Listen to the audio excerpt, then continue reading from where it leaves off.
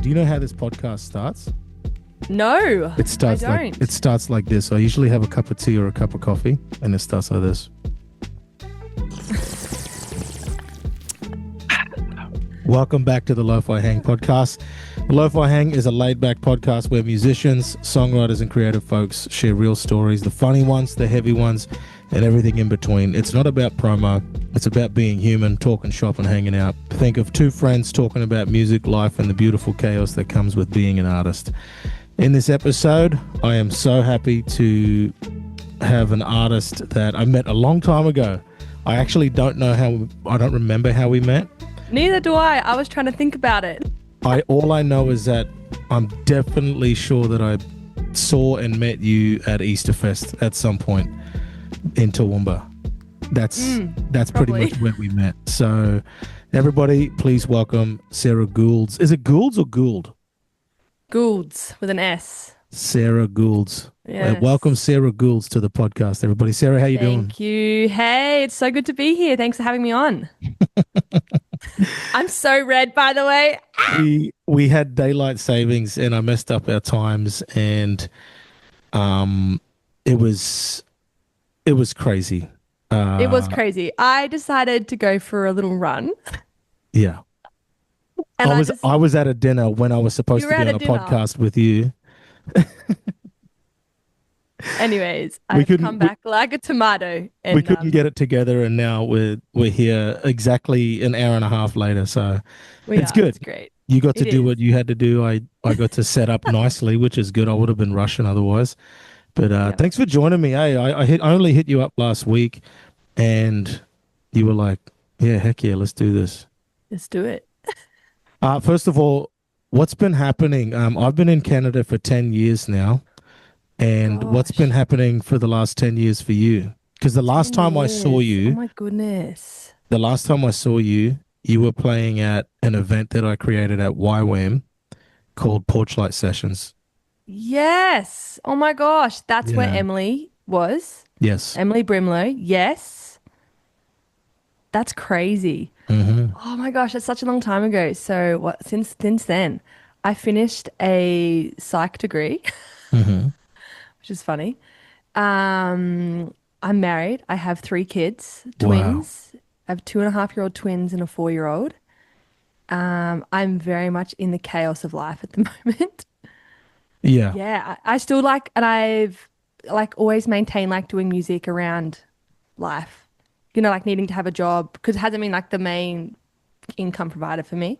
So like trying to manage still doing music because I just love it whilst working, doing family life. And now I'm studying a bit more at the moment. So like life is very full. Wow. So you got 3 kids now. Yeah, man, 3 kids. I cannot believe I had twins. Honestly, I think I went into like friggin' shock. Oh yeah, we talked about that about a year ago. Actually, you told me you Oh had my twins. gosh. Yeah, 3 kids. I know, it's nuts. Congratulations. Wow. Yeah. That's crazy. And how old are your kids? I've got 2. I've got Noah, who is 8, and Eden, who is 3.5, turning 4 in February. She's over a 3.5. Yeah. So God. we got our hands full in the best way possible. I love it so much. I think I was thinking about when we met. So definitely would have been at Easterfest, but then you did that little lounge room show in Toowoomba and I opened for you. Do you remember that? At Tarek's place? Yes, that's who it Oh was. my God. Tarek. Yes, I reckon that would have been the last time That's that I actually- saw you. Yes, That would've that's been it. actually the last time I saw you That'd have been the last because time. that was my farewell tour because I was leaving the country. Yes, that's right. Sarah, I got to be honest with you. I totally forgot you opened that. Oh, I think there was somebody else that was there too. I'm trying to think who else sang. Somebody else sang as well. I cannot remember who it was. That's wild. Oh my gosh. Yeah. Um, Yeah. yeah, that was actually a really fun night because Tarek and the boys, that was the Easterfest house for a couple of years where people could go and hang during the festival, outside of the festival. And those boys used to get a little lit sometimes, which was fun. But I remember Wild. we played there. We were gonna do the outside session, and then it was raining, and we had to set up inside, and it was a vibe, man. It was such a good vibe. Wow. Totally Yeah, it was forgot you awesome. opened that. I just remember it being like so awesome though too. Like you just killed it, and I'm like, man, this guy, he's Well, amazing. we all did. We all did. Let's let's be honest. I want to ask you about something, right? So there was a rumor about you a while ago, and you don't have to share this if you don't want to. But were you struck by lightning? Oh my gosh, this is so funny. I was. Oh, okay, okay, all right. I know. It's not. I'm supercharged, man. I'm electrified. I'm ready to ignite the room. Oh my god. Yeah. Well, yeah. So, I'll tell you. Do you want me to tell you the story? Yes, please, if you want Okay. to. So, yeah, man. So I had all these. It's actually the most freaking crazy story. I had tons of health problems when I left school. Like I was sick for years, in and out of hospital. That was probably when I got it. That's when I got into music because I was just really unwell. So I started singing and playing when I was like 18, 19. Anyways, I went to Stradbroke Island. For those that know, it's like a little island off Brisbane. And there was like a crazy storm. We always would go as a family. We'd always camp. So you're camping in the sand, massive storm. There's lightning just going everywhere, and everyone's wearing thongs. And I'm, for whatever stupid reason, I'm just standing in a puddle of water. Wait, stop. Flip flops. Flip flops, man. For my Canadian audience. Thong. not- Oh yeah, thongs. Yeah, everyone's wearing those type of thongs. Woo! It's getting hot in here. Oh my gosh. No, flip flops. Sorry, everyone's wearing flip flops, and anyways, I'm standing in a puddle of water watching this storm in sand. I'm just thinking this is awesome. And I don't remember much of what happened next, but a massive lightning just, I don't know if it's, I don't know what's happened really, but I've just woken up on the ground. My parents are holding me and they said they could feel the electricity in the air. Is what they just said they could taste the electricity. And basically, I've been struck by lightning. Whether it's hit the ground in front of me and kind of like branched into me, I don't know what's happened because one minute I was standing there watching, the next minute I'm just like lying on the ground. And so they just picked me up and they just put me in a camp chair. Put me in a camp chair and I just sat there for like an hour. And it was like, I couldn't even speak. It was the weirdest experience of feeling like I was in slow motion. And then my parents were like, she's already been through so much. She's pretty much died a few times before. She'll be fine. And so they just left me. This is so funny. And they took me to the doctor because there was like no power. There was like no even service. Probably the storm was like really big. So then they took me to the doctor the next day and the doctor's like, yeah, obviously you've had some kind of things happened.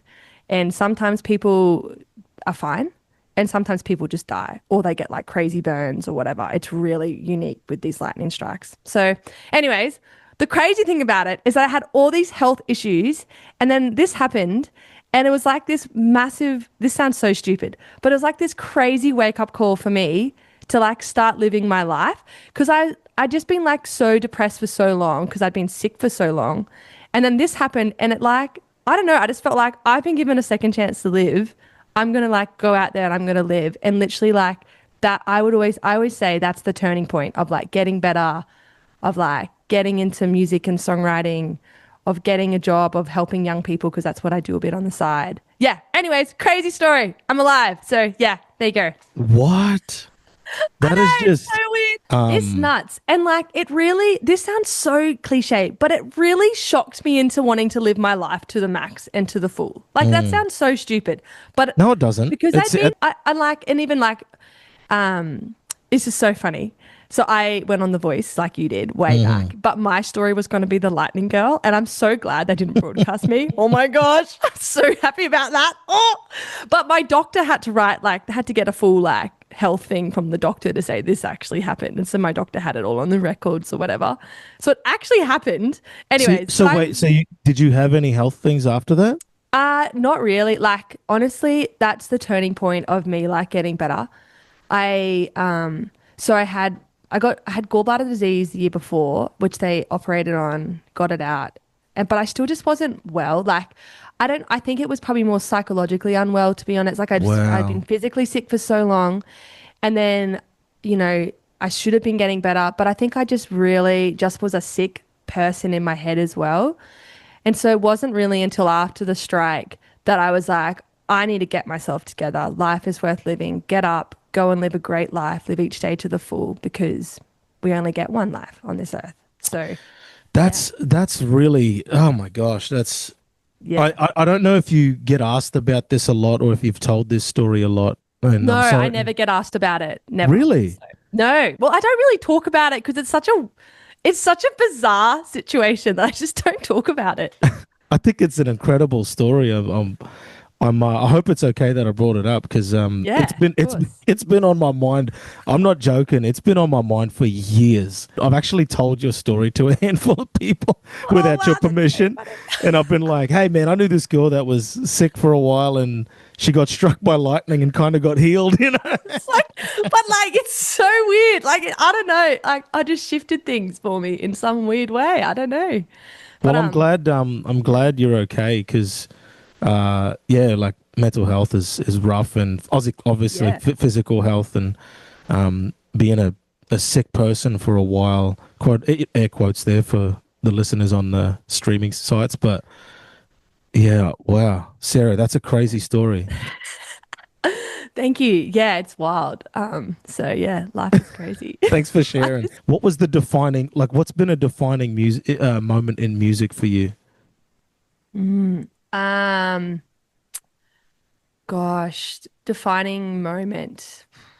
Probably when I was really unwell for those few years, that's when I Mm. really got into music. So I was thinking I was going to be like a professional sports player before I did music. I was like all into all the rep teams. That was what I wanted to do. And then I have such a crazy story, Mick. I got concussed and was never able to play soccer ever again, which is what Oh I my was gosh. preparing to do for the rest of my life. And then I got really sick after that point.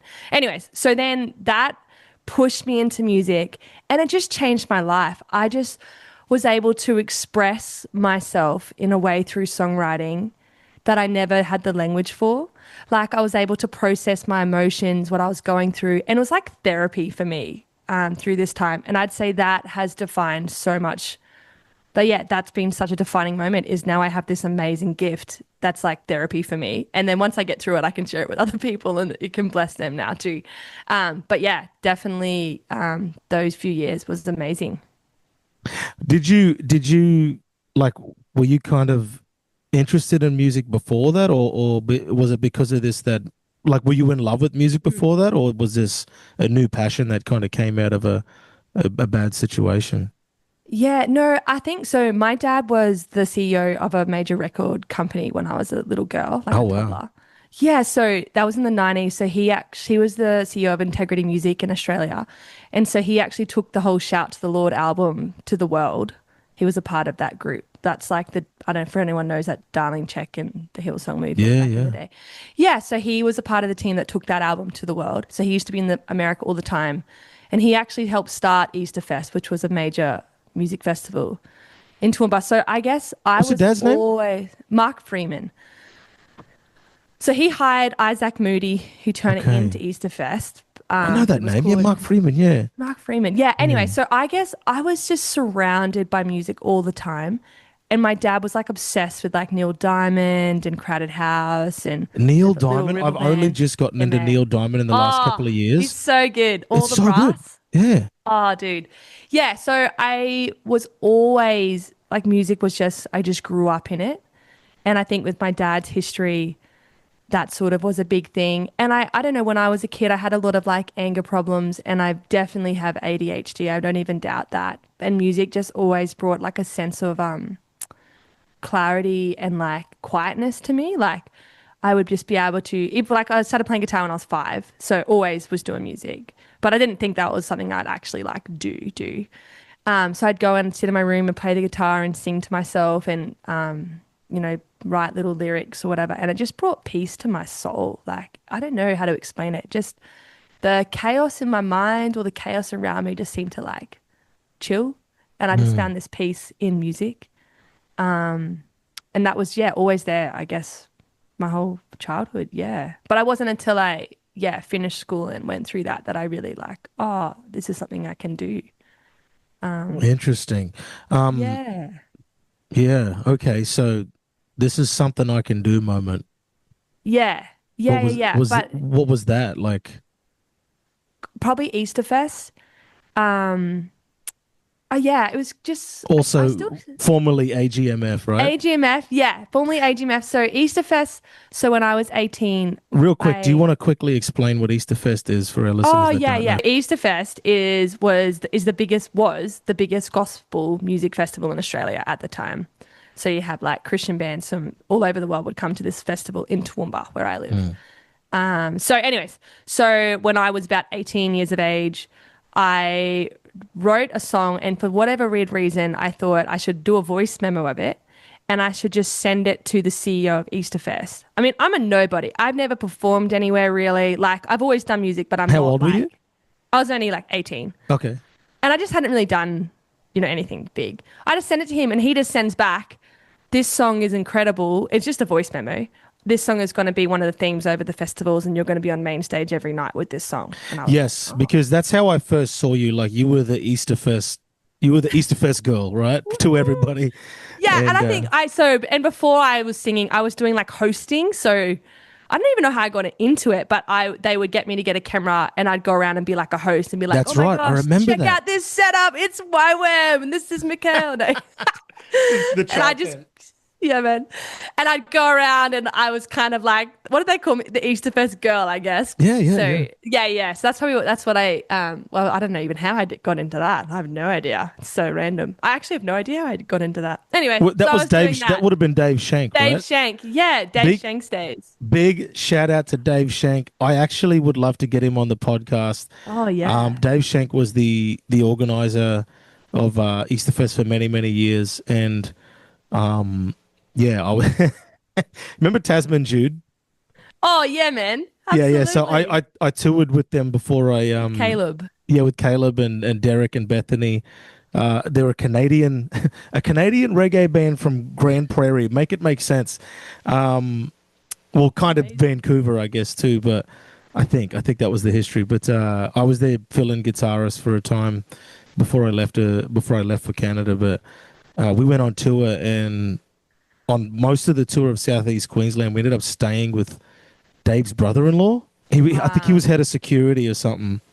Yeah, it's a big fella. I don't remember his name. Oh man, Dave, we gotta. Oh man, awesome. We gotta find out. You gotta get Dave on the podcast. Yeah, On yeah, the yeah, Lo-Fi absolutely. Hanks. Yeah, Come on. that's right. Yeah, to talk That's about the so old days. funny. Because look, I'll tell you what. Like one of the reasons why I got you on is because I had so much fun at Easterfest. It So was a much part fun. of many of my formative years as a musician, and it was a huge festival. And I remember the first time I went there with YWAM. I was a brand new Christian, and the first thing I saw was the Newsboys were there. But opening for them was these bunch of skinny lads that were like basically almost doing backflips off the drum riser. A band by the name of New Empire, Jeremy Fowler Oh, and Jeremy, all you those need to get boys. Jeremy on the podcast. You Yeah, probably yeah, would. He'd yeah. probably do it. And they blew my mind, man. And Pete Gillies, the guitarist at the time, was just like one of the most energetic performers I've ever seen in my life at that point. The long hair. Didn't he have they all had He, the he long had the he hair? had Yeah, the the side and he flick. used to flick it, and it used to go to side, but he was a hell of a guitarist. And yeah, and then I left YWAM a few years later. A year later, a couple of years later, I came back. My first show there was we went and entered into the Battle of the Bands contest, the Spotlight, in 2012 or 2013, and we won it. And me and a guy called Jason Breed won it, and then we came back the following year and played on main stage. Anyway, so Easterfest was very, very cool. I went there for about 5 years, and then it shut down, Mm. and maybe 6 years. And yeah, and you were like the Easterfest person, like on all the posters and To me, the it was so videos and random yeah. because I was like, I'm literally no, like, I wasn't someone that was like doing like a lot of music. Like, Mm, I just write my little songs at home, mm. and then yeah, it was just incredible to get the opportunity to go and like do that. It was amazing. Yeah, those are very special days, and I'm so grateful to have been a part of it, honestly. Yeah, Well, yeah. it's how I met Zeke, like, because they paired Mm. Zeke and I up to go and do the school tour That's right. I for totally Easterfest. forgot about that. So Zeke and I didn't know each other, and then they were like, "We should put Sarah and Zeke together. They'll have a great time." So they just gave us a credit card, and we just honestly had the best time. And we would just drive to schools all up and down Brisbane and Gold Coast and just perform and just spend money on Subway and Yeah, it was a good time. We had a very good time. That's It was when and it was amazing. when he started talking to his wife too, because he met her online. It was That's right. amazing. It was the Naz, yeah. funniest. It was like, yeah, nuts. So it was just like, oh my gosh, it's crazy. Wow. If you guys don't know who Zeke Power is, go back Check him two out. episodes and you'll find Zeke and I talking. We got to get him back. I forgot what song was that you submitted to Dave Shank and became the Easterfest theme song. So one was it was called Turnaround. It was like Turn around every now and no. hang on a second. That doesn't sound like my song. No, just kidding. Every now and then I get a little bit cold. I actually released it after 10 years last year. Just like an acoustic. I know, it's so funny. What? It wasn't even officially out. Nothing was out. I was honestly, I'm telling you, You I had was the an best absolute promo for that song ever, and you rookie. did.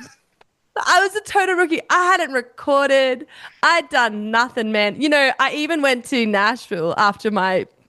Oh, did I even do the Easter? I don't think I didn't play on That Easter is yet. so No. slack, Sarah. That is the slackest thing Well, I've ever the heard. thing is, I had gone to Nashville, I think the year before, thinking I'm going to make it a record and it's going to be amazing. And I walked away with nothing and thought I sucked. So then when I got like the gig to play this song at Easterfest, I was like, oh, maybe I don't suck. Oh, I don't know.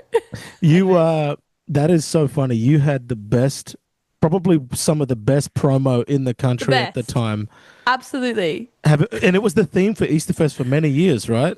Well, I wrote another one, and then that theme for the next year happened to be right for the next year. So, anyways, so Oh funny. And I my didn't record that gosh. either, Mikhail. I only did that a year ago. It's so funny. I'm the artist that everyone saw, but nobody knows. Everyone saw, but nobody heard.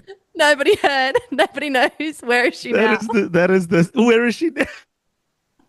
That is the slackest thing I've ever heard. Oh my God. So You had the funny. best promo and you didn't even Literally. release the song wasn't even available on streaming. I don't think I even knew what to do. I was like, I've written the song. I've got a voice memo. What do I do with it? And you didn't put it out for almost 10 years after the festival had ended. So sad. That's So insane. funny. I need to turn around, back to my father. Need to go back home, back to his arms. I'm so stuck in this mess and I'm full of regrets. Gotta go home. Quite a ballad. Quite a A ballad. long ballad. So what song, what are they called? What songs were they? So that was called Turnaround, and the one I did the following year was called You Can Never Earn It. Oh, it's unconditional love. And whether a sinner or a saint, slave or a son, we can never earn his love. You Can Never Earn It. Okay, cool. Yeah. Anyway. Wow. Yeah, so funny. That's great. ridiculous. Yeah, it's pretty What are funny. you And so doing? I know. Well, look, here's the story. I had no confidence to go and record anything. I was really lacking in confidence, and I guess for the 10 years of time between when Yeah. I was doing that and now, I decided about 2 years ago that I was just going to have a crack at producing myself. So I bought some Right. gear. Yeah. Bought some gear and I thought, no more excuses. I'm not going to whinge about not having money to go to a big studio. I'm actually just going to work it out and do it from home. And so I know it was 10 years and it's dodgy, but I don't know. I think I grew a lot as a person. So now I'm like producing these songs from home, which is blowing. I can't believe I'm even doing this because I thought I'd never be able to do this. Yeah, But I'm good doing on it. you. I'm a big champion of that. Grab your own equipment. It YouTube, you're gold. You're good. Yeah. Yeah. And you don't need a lot. Like honestly, I have not spent that much money. It's amazing how much you just learn by doing it yourself. Like, yeah, it doesn't take long to start like learning. Like you're just like, oh my gosh, this is awesome. You can do this. All of what I'm doing would have been a lot easier before I had children. What have I done to myself? Like honestly, like it's so funny. I decided to do all this after I had my first child. I think that's But- actually I think that actually makes sense, Sarah, because for me it was like now I got to take this even more seriously. And like, I also think like, no, it's so true. And like, I also think like I'm leaving them something. Like it's always going to be here. I was just thinking And- about that. And I feel like that was a big part of like, I need to do this. I've got all these songs, all these like voice memos. I just need to start because I'm actually going to leave something for them and for their kids one day, you know, or for their friends. I don't know. Like, music is so amazing because it outlasts us. Yeah. Like, it's amazing. It is amazing. Like, think of all the hymns out there that are still in existence today that are hundreds of years old, you know, like Yeah. it's madness. It's magic. It's beautiful. It's so cool. I got a question for you. I got a couple of questions for you here. Are you who you want to be? Would you say? I think I am working towards who I want to be. Yeah. Okay. Yeah. I feel like I actually think kids have brought out a lot of things in me. Good, bad, aggression, Okay. love, nurturing. I'm being so honest here. So I feel like, yeah, I feel like I'm more secure than I've ever been, but I also feel like I know less than I've ever known. And I want to get more wisdom and more understanding and just be a bigger learner in life than I've ever been, if that makes sense. Okay. Right on. Yeah. But yeah. So I feel like I've got more direction in what I want and who I am more so than I have ever had. Right. Yeah. But I'm not like, I don't feel like I'm there yet. Right. Do you believe that love can save us? Yes. Yeah. I think so. Are these ringing any bells? What are these from? The Switchfoot lyrics or was song like, what? titles? Is this your love? Can I dare you to move? Shall I dare you to move? What's another Dare one? you to move? Do you want to get well? Dude, Switchfoot is such a poet. Like, what on earth? What is this? What inspired by John Foreman's solo work? Same vibe. Who will love me for me? I was going to ask you for that. I was like, that's too weird. I tried to ask somebody TLC lyrics as questions, and he was going deep in, and then I was like, do you see what's happening? And he goes, no, and I was like, it's TLC lyrics, and he's like, I told him the song, and he's like, I have no idea what that song is, and he's a cover artist. And I was like, all right, I'm not putting this in. Sorry, I was just being So stupid. funny. I love that. Okay, cool. All right, let's go back to the real question. You had this like little smirk on your face, and I'm like being really deep and honest, and you've got this little Yeah. Okay, so look, I want to ask you this because would you consider yourself a Christian artist still, or not really? How have you ever Yeah. considered you a Christian artist?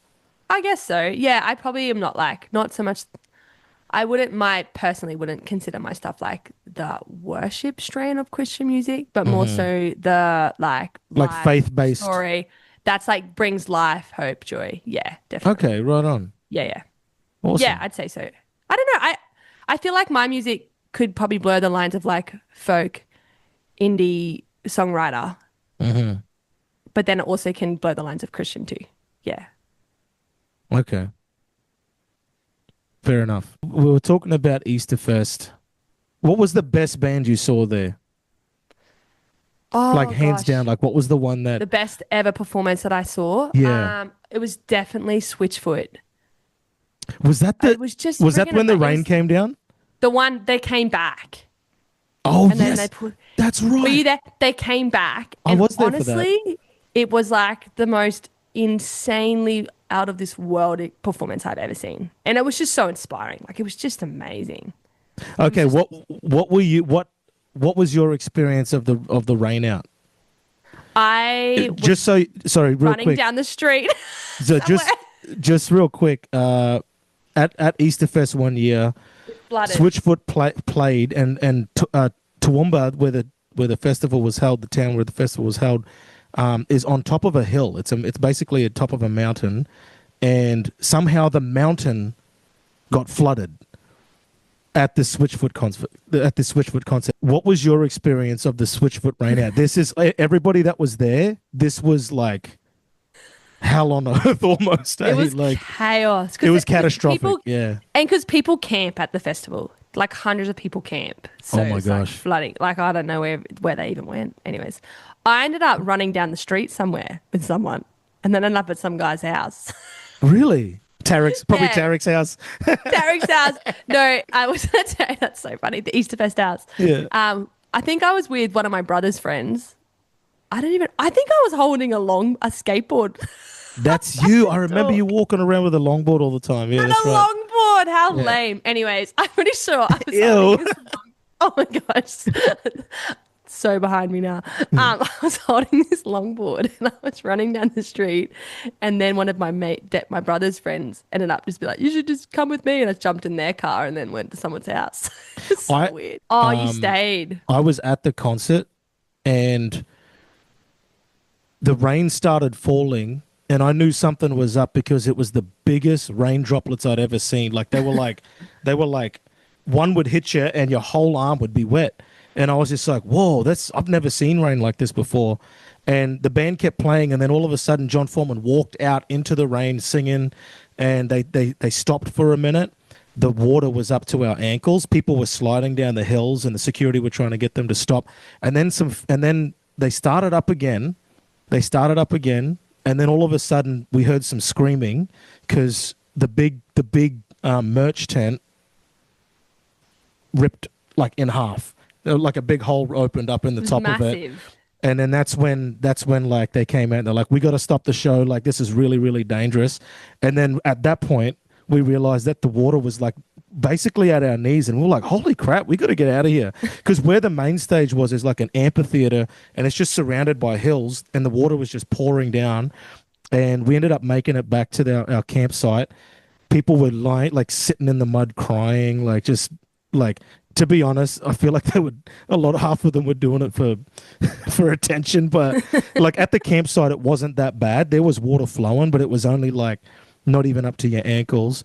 And all you had to do was stick something under the high end of your tent so that the water would run underneath it. And our tent was fine. Like we went to bed, but we woke up and like half of the campground tents were gone. There was rubbish everywhere. There was a handful of tents. People were coming out, and some of the sites were fine, but that was chaotic, man. And basically the festival kind of was just over, right? Like they threw a couple more concerts, but yeah, I do remember because they came back the following year. Then that was the last year. Yeah. Yeah. Wow. Oh, was it? It was either they did come back the following year. I think it might have been the following year after that ended up being okay. last Yeah, year. that's right. Yeah. Yeah. But it was really cool. Crazy. Yeah, it was really cool. Hey, how long have you been playing music for? You said you started around about 18? Yeah. Well, I started playing guitar when I was 5. So technically like getting lessons and all that. Yeah. So I was pretty young. 5 is really young. Yeah. I started playing guitar and was obsessed with music like as a kid, but it wasn't the main thing until I was out of school. Then I got way much. But I would always be in like bands in high school. Like I was always singing in bands or musicals or I was in church band. So I was always doing it, but I didn't like take it more seriously until I left school. Right. And outside of school and church, did you gig a lot? Yeah, when I left school, and I gig now like every weekend. But I started gigging and doing like bars and weddings or I don't know, that kind of stuff. Mm-hmm. Like I did a wedding on the weekend, did like a 3-hour gig at a wedding. How was that? It was actually so cool, man. This place, I went to this place, it was like a house that was chiseled out into these cliffs. Oh, what? Where was that? It was freaking amazing. I was like, somebody lives here? This is crazy. And I was there singing, surrounded by these cliffs and this house. It was like a tiny little wedding. I don't even know how I got this gig. But I was like, this is the dream. I'm getting paid. I'm like in the nature. Like, this is amazing. Right, Anyways, right. Just somewhere. But yeah, I started playing guitar at 5.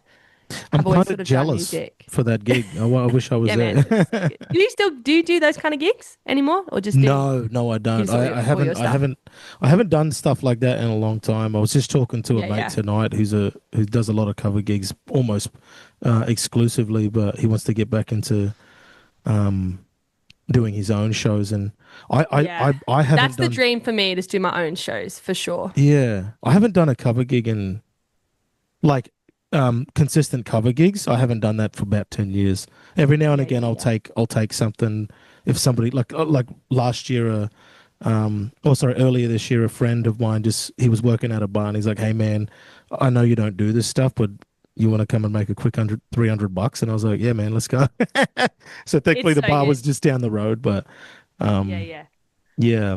One of the reasons why I made this podcast um, is I've been pursuing music for a long time, and I've got a lot of friends that have been pursuing music for a long time, and it's really hard, and Mm. it can be really detrimental to our mental health, depending on what kind of expectations each of us have for our music career. And I want to know, are you happy, or are you okay with where your music career is at? I actually was talking about this year. I think I've come to accept that I can make a difference in my community, in my region first. And that's good enough. And if anything more happens than that, that's freaking awesome. What a Mm, bonus. But, and I think, because you, like you said, it is so hard. There are millions. There's millions of songs every week. Like, it's just crazy, you know? So I feel like I've become a lot more content, not minimizing the dream. It's like, I'm going to keep making music because I just freaking love it. It's just the coolest thing ever. And I'm going to make a difference in my region where I am. And if opportunities come to go further than that, I'm going to run with it. And that's going to be awesome. But I'm going to first like be diligent where I am, make a difference here. And yeah. So I think, I don't know if that answers your question, but I feel like, did I answer your question? I feel like, yeah, I've come a lot more into being a lot more content with where I am, because otherwise you just feel too discouraged. It's like you put out a song and it's like, oh, I didn't hit 50,000 listens. I must suck. And it's like, no, your song is fantastic. Just because it doesn't hit those milestones right now doesn't mean it's not great. Like it, it's just the world we live in. what was the switch in mentality for that? Like, for myself, I'll try to keep this short, but for myself, the pursuit of trying to make it all of a sudden became the goal for me. And at the end of last year, I realized I didn't start making music for that. I started making music because I love it. And I Yeah. really love what you said. And so I've gone back to that myself. The whole community thing, that's what I want to use my music for. And Yeah. whatever I do, I want to use it to build community and first, because Yeah. I don't want to make fans, I want to make friends. And that's actually going back to what I originally wanted when I first decided to start playing music out in public. I was like, I look like this most of the time, and people like, I look unapproachable. But then when I start singing, all of a sudden people want to know me, and be friends with me, and it makes it easier for me to connect to people and people to connect to me. So yeah, That's literally like my experience like this year. That really what you're talking about. isn't it powerful? It's so much Oh, better. dude, it's so much better. The catalyst is pretty funny. The catalyst is I actually tried to go on Australian Idol and I didn't even get a look in. I didn't even get like sing in front of anyone. It's pretty funny.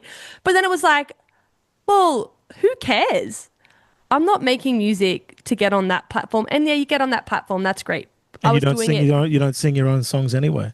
And I was doing it because I wanted more exposure rather than I can actually make a difference where I am. I can keep producing and making music that I love. And I'm not under the pressure to perform to anybody else right now. No, I don't think anybody will knock you for trying to do Australian Idol or anything. I Oh, don't- heck no. But it was like this shift of like, hang on a second. Like, and I felt really flat. I was really down. And I was like, this is crazy. Like, why am I so down about this? Who cares what other people think?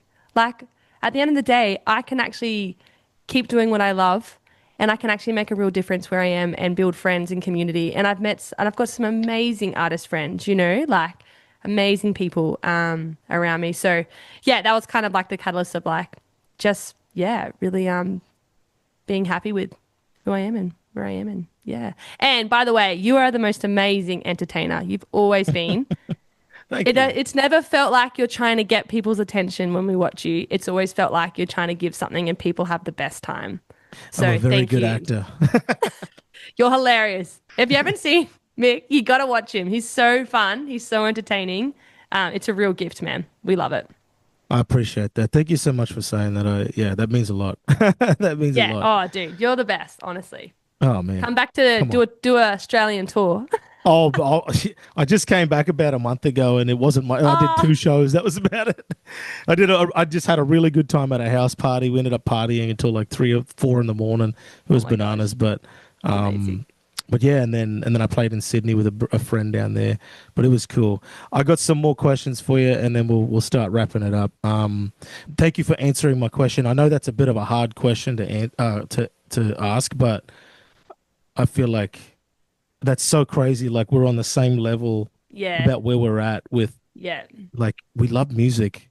There's not, like, this isn't gonna stop that, like, anymore. I used to care about it so much, like right up until last year. And it just eats I you can't- up, and it just takes the joy away from even creating, because then you feel like you suck, you feel discouraged, then you're comparing yourself to all these other people, and it's just like, mate, that Exactly. is just stealing the joy from your life. Just stop it. Exactly. Yeah, that's exactly how I felt. And I was just like, enough. I'm miserable. I want to go back to music and doing it in a fun way, which means I just love it. I'm just going to jam. I'm going to chill. I want my life. I've talked for long enough. I'm very sorry.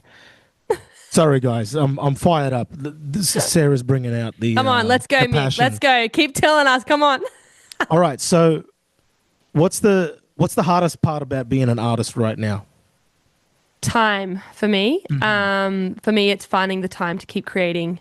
Like I have, because I'm in such a tough season with the little kids, and I'm also studying, and my husband's working away. It's really tough. So when I get the time, oh my gosh, I just cook and I love it. But for me, it's like I'm only going to get 2 hours here, 2 hours there, and so I have to really like forward plan my time, which might sound really crazy. Some people don't want to do that. So I but just for messed me, your whole day up, basically. screwed it up, man. You suck. No, just kidding. Probably time is the hardest thing at the moment. It's just I'm trying to finish. I'm really excited about the music I'm making right now. Oh, I'm so excited. I feel like I've found a really awesome sound that I cannot wait to share with people. And so I'm just trying to finish a couple of songs, and then I'll finish another EP. So I finished like 3 songs this year, and I've got another couple more to do, but just finding the Beautiful. time. Yeah, I'm so excited too. I'm like, oh, yes. Yeah, so anyway, it's just that, just time. And it's amazing that what you can do. Like, if you know you've only got a small amount of time, you just make the most of everything. Like I go into the studio and I'm like, this is my little studio in here. Beautiful. I go in here and I'm like, I know what I'm doing. I'm going to go in there. I'm going to track this. I'm going to do that. I'm going to make the most of my time and be diligent with it. So, yeah. Yeah, a bit like efficient, right? It gets the skill level gets up when you got time restrictions. But gosh, I just wish I just had all the time in the world. Just, I don't know, to just spend a whole day making something would be so amazing. I usually only get 2 hours here and there. So Fair enough. Yep. Fair enough. You're hardworking mum. That's crazy. And you still find the time to do some music. That's amazing. And you're about to put out an EP. Have you ever had what's the worst gig you've ever done? oh God. Oh my. Okay. Actually, it was at the porch Like light session. the wildest. The worst gig. It was What? at your porch light. Yes. No. I went all the way to Brisbane. Yep. And I went to sing the first song, and in the first verse, I fully lost my voice, and I couldn't even do the whole set. I couldn't do anything. I was like, "Ugh." And I don't know what even happened. I just I think I know now. I strained my voice straight away, and then I just couldn't sing for the rest of the time. So I just walked off the stage and was like, I'm so sorry. I can't sing. It was so embarrassing, man. I was like, oh gosh, it was so embarrassing. The worst gig she did was the one I know. put on for her. Damn. And I couldn't sing. I It's so couldn't bad. see that coming from a mile away, a million miles. That's crazy. Now, I know this isn't a Christian podcast, but there is another funny story. Let's I was go. leading worship, right? And I did this little tag, and it's, you're never going to let me down. But the words person didn't write, you're never going to let me down. The words person wrote, you're going to let me down. It's so big. If you can imagine, behind me on the big screen, You're gonna huge let me screen, I'm singing, you're never gonna let me down. And then on behind me, it's, you're gonna let me down. And I'm like, no way. And that was, and so everyone's just looking at it. And I saw people lifting their phones, taking photos. I was like, what is going on here? Anyways, that is what happened. It was Oh so my bad. gosh. I've been pretty lucky. They've all been pretty good. Like people do weird stuff, have come up and stroked my forehead and What? put like $50 in my shirt. I'm like, ah, what are you doing? Stop touching me. But I'm like, I'll take the money. Thank you very much. Stop touching me, but put the money there. But give me the $50. Oh my gosh. Oh my gosh. Oh, sorry. Yeah. Give me it. Nothing too weird. Okay. What's something you wish people knew about trying to make a career out of this music thing? You can do it. Okay, cool. That's it, man. I think that's probably the biggest thing that I've struggled with is that I think I can't do it. Even when I produce a song now, I always feel like, did I actually make that? Can I actually do this? I question myself all the time. It's pretty funny. So funny. But you can do it. You can even do it when you've got kids, when you're working. You can even do it. You can do it. Just got to start. Yeah. One song at a time. Yeah, just start. I started, I did my little acoustic EP last year, and that was just my start. I just had to Beautiful. get it out of the system. And I don't know if anyone ever listened to it, and that's okay. It was my start. Okay. Best song you wish you wrote. Ooh, hang on. Let me just get. Okay, you know the song I've always just loved this song, even though it's not even one of his biggest. It's In Your Atmosphere by John Mayer. And if you haven't listened to it, it's so beautiful. I don't know why I've always loved this song, but it's the guitar. I just am like, this is beautiful. And I've always just loved the song In Your Atmosphere by John Mayer. And I wish I wrote that song. Okay. Right on. Awesome. Yeah. I think I actually know that song. I haven't heard it in a long, long time. It's so odd. Like, it's not even one he would even really do, I don't think. Yeah. If he performed. But I just love that song. I just think it's so beautiful. Fair enough. Oh, and another song that I like, I'm obsessed with, is I Can't Make You Love Me by Bonnie Raitt. It's just so sad, but like so beautiful. Have you heard Prince's version of that? No. It's wild. It's so sexy. Oh, really? It's actually very worth listening to. You're right. The main riff is done with a sitar, and it's just super R&B, and it's really good. But like, You're right. It like he rips out in one of the lines like, I can't even remember. I think he even actually says the word sexual intercourse for some reason, and it's like, geez, man, come on. Let's go, Prince. But it's a banger. It's a banger. Yeah, right. And I think it's always going to be a banger no matter who does it. But yeah. That's cool, man. That's two cool songs right there. What's something fans would be surprised to know about you? What's something you want people to know about you? What do I want to know about me? This is your Dude. I am an amazing barista. I can do like swans, latte art. I can do it, man. I'm good. I can make you a freaking good coffee. You know, the coffee is slightly lacking over here. We got to be honest. Australian coffee is next level. So good, hey. Yeah, I got to come. Are you living in Toowoomba still? Yes, I am. What's your address? I'm kidding. My address. It's like, Everyone, go for a visit. Go for a coffee. Everyone, come look. Everyone, come and have a cuppa. All right, cool. All right, what's next for you? Right now, so I am trying to finish another EP, and just helping some other people like produce some music, so they'll come over, track a demo, and I'll help like fill it out for them a little bit. So that's pretty cool. Yep. So just I don't know, just keep doing that. And just see what happens. Yeah, keep putting out good music and raising my kids. Yeah. Awesome. When do you reckon that music will be out? The music. The music. I reckon, knowing what my life is like, it'll probably take me 10 years from now. Yeah, 10 years. Mate, I'm getting so much faster, okay? I'm getting faster, but yeah, 10 years from now. 5 years then. Oh my gosh. Next year. Well, I've already finished 3 and they're getting mixed right now. So, and I've already started the next one. I don't know. So probably next year I'll finish an EP, but I might put out another single. I've just put out a single and I might put out another one sometime Let's soon. go. Last thing before we go, spin of the week. What is the one song, track, or artist that has been just hitting your soul lately? Ooh, let me look here. Dude, I've kind of been loving some of Jenna Rain's songs. Jenna Rain? Yeah, man. She's got some cool stuff. What song was that been? I don't think I'm familiar. Oh, she's like, what is she like? She's pretty poppy. Any of her stuff. I'm liking her stuff at the moment. I think it's really cool. See You Later. I don't know. Any of her stuff. It's cool. See You Later by Jenna Rain? Jenna Rainer, yeah. Jenna Rainer. Okay. Jenna Rainer. Cool. Yeah. Yeah. Right on.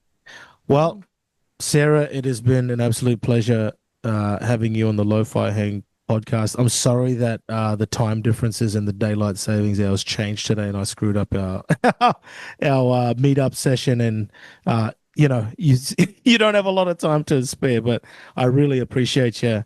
I really appreciate you taking the time to do this, and I'd love to collaborate with you soon too on something musical, and we'll get something out. Maybe I'll send you a track to sing on, or something next year, because it's Christmas time and we're slowing down. Yeah, but, man. yeah. Oh, thank you so much, man. It's been such an honor to hang out and talk to you, and love your music so much. Thank you. Love what you're doing. So Where can people find your stuff? yeah, all like any platforms like Spotify, Apple Music, YouTube. It's all up there. Okay. It's all there. It's all around. It's all over the internet. It's everywhere. Amazing. So we're going to play a snippet of the song that's already out. Can you Yes. introduce it? It's called Sparrows. It's like a song about creation, but then it's also like you're even more important than creation. Like you're amazing as well. So stop worrying about tomorrow. Just enjoy being in today because you're awesome. That's kind of what the song's about. So yeah, Sparrows. It's rad. It's out now. Beautiful. Check it out. Well, this has been the Lo-Fi Hang with Sarah Goulds. For you listeners out there, Sarah Goulds, check her out on Instagram, social media, Spotify, all the streaming platforms. Thanks for listening to the Lo-Fi Hang. Till next time, take care.